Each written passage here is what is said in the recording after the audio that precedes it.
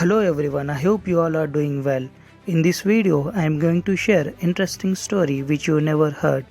By seeing the title, you may wanted to know who was the Rainmaker.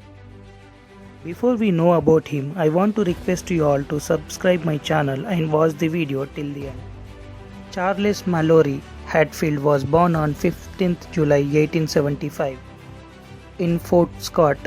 His family moved to California in 1880s. As an adult, he became a salesman for New Home Sewing Machine Company.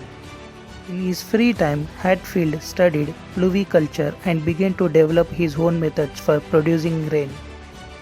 By 1902, he created a secret mixture of 23 chemicals in large galvanized evaporating tanks that he claimed attracted rain. Hatfield called himself Moisture Accelerator. In 1904, Los Angeles ranchers saw his ads in newspapers and promised Hatfield $50 to produce rain. Hatfield and his brother Paul built an evaporating tower at La Crescenta, where Hatfield released his mixture into the air. Hatfield's attempt was apparently successful, so the ranchers paid him $100 instead of $50.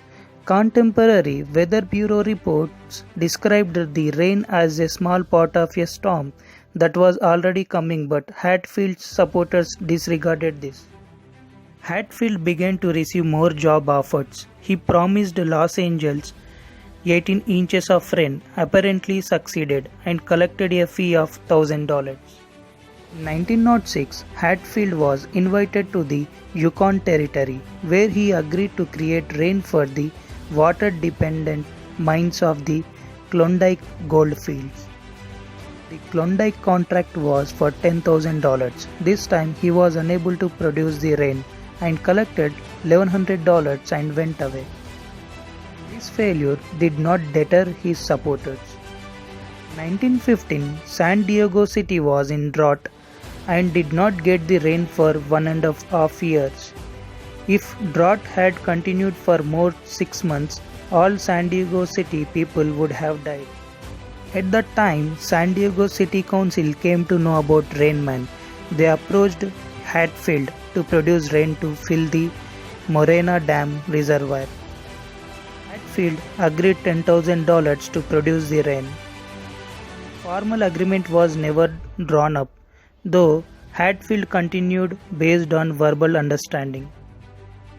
Hatfield, with his brother, built a tower beside Lake Morena and was ready early in the new year. On January 5, 1916, heavy rain began and grew gradually heavier day by day. 2 dams were overflowed. Floods destroyed bridges, houses, and phone cables.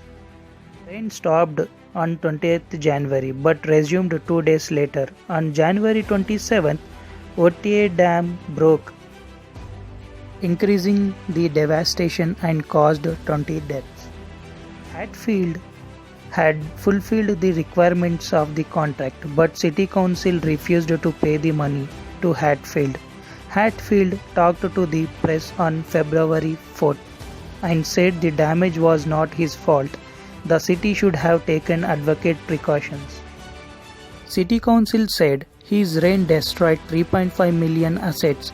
Hatfield tried to settle for $4,000, but he did not get his fee. Hatfield's fame grew and he received more contracts for rainmaking. During the Great Depression, he had to return to his work as a sewing machine salesman. Charles Hatfield died on 12th January 1958 and took his chemical formula with him to his grave in the Forest Lawn Memorial Park Cemetery in California. Thanks for watching the video. Please subscribe my channel and share the video with your friends.